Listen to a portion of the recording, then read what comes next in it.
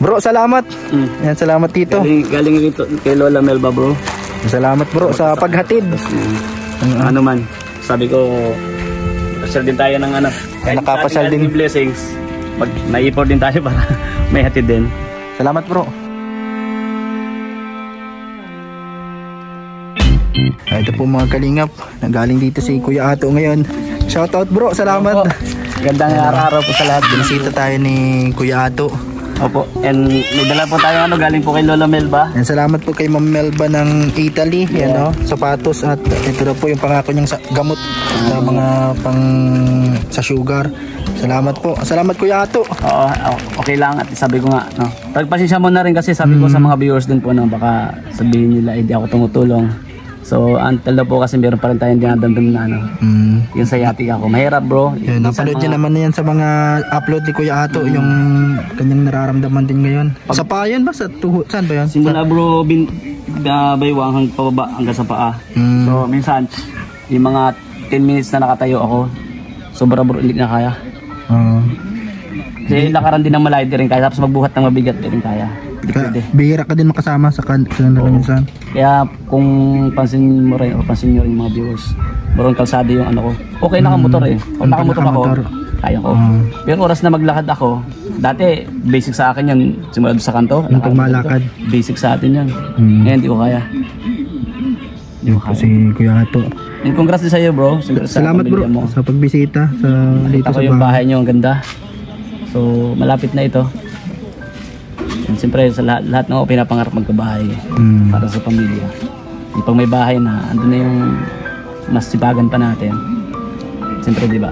Salamat sa mga tumutulong sa paggawa dito, sa mga sponsors. Opo, salamat. And thank you po dito sa nagpaabot itong gamot, tapos itong sapatos. Salamat po. Maraming salamat bro. Anong masasabi mo dito sa ngayong mo lang din nakita dito? Ngayon lang first time ko bro pumunta na napanood ko parati sa vlog. Sa vlog mo, sa vlog ni Kuya Ba, napanood ko. Pero ngayon ko lang nakita na ang laki din pala. Grabe. Deserve mo yan bro, yung bahay. Kaya sa pamilya mo, para sa pamilya, deserve mo. And inulit ko, sabi ko pasensya na po kayo.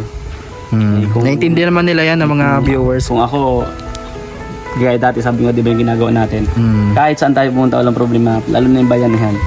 So willing tayong tumulong, kaso nga lang sa nararamdaman ko. Kaya pasensya na po. Pero congratulations. And salamat bro.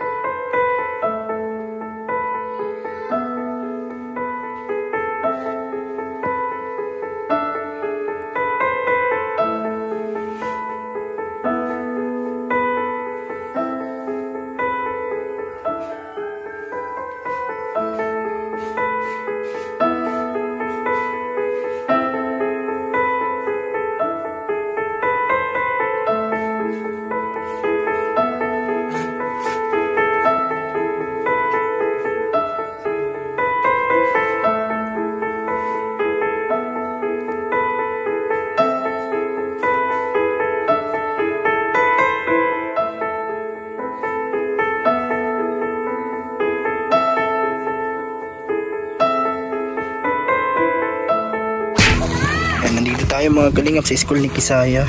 Hindi natin mag-uwian at may meeting din po. Nagluluto dito ng feeding ang mga parents ng daycare. Ano kaya niluluto ngayon? Isda. Wala pa. Nasa loob pa po si Kisaya. Ayun po si Kisaya. Magkain ka na dyan Kisaya. Ayan, may feeding din po sila. Nagluluto pa dito ng isda yata yung kanilang kakainin. Ayan po, nagbibili yung ibang mga daycare.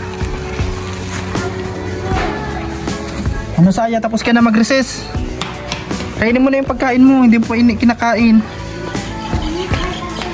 Hindi ka pati yata naggagawa. Ayan po si Kisaya, mga kaibigan, mga kalingap.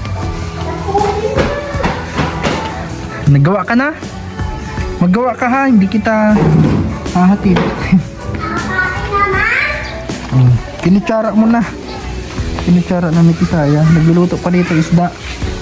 Wala ka dalang plato pati. Pritong isda oh. Ulam nila mamaya. Pasok na dito.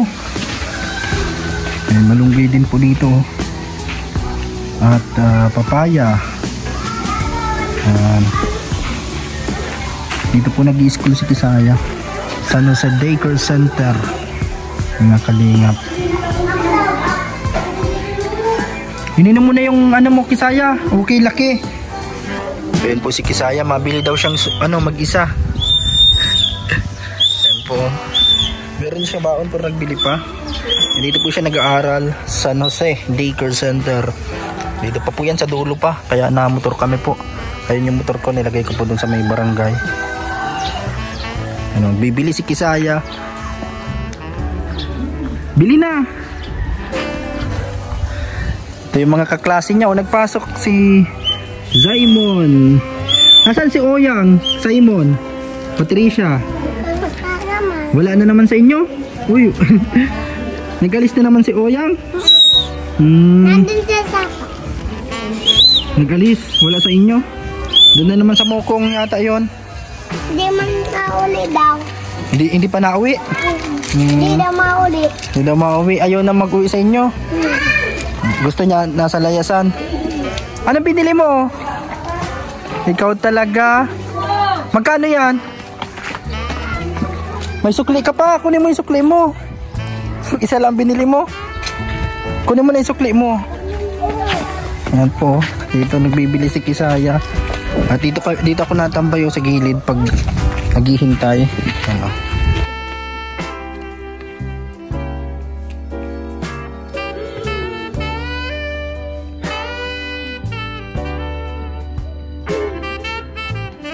Yun na po. Isda na may ketchup.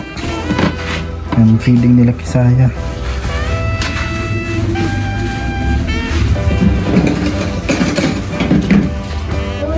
Hindi napadala si Kisaya ng lagayan. Paplagay na lang po natin ito sa plastic.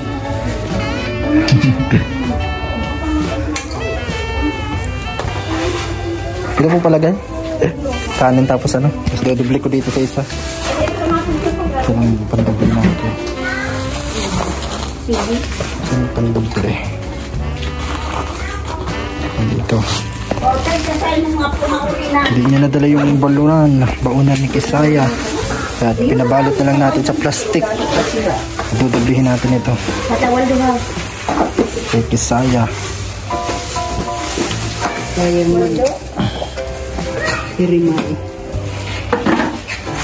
Isda.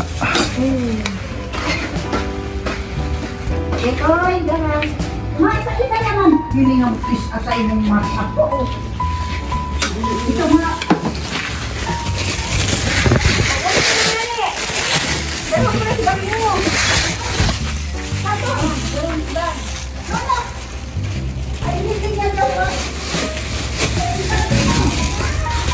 ito yung kay Kisaya. Yan, sa bahay niya lang po kakainin. Tara na Kisaya. Nasaan na yung gamit mo? Ando na mga klase mo. Yan, sa bahay mo lang to kainin. Lag mo sa bag mo Kisaya. lagyan para yung mahulog. Alam nila ko. Ayaw po. Search for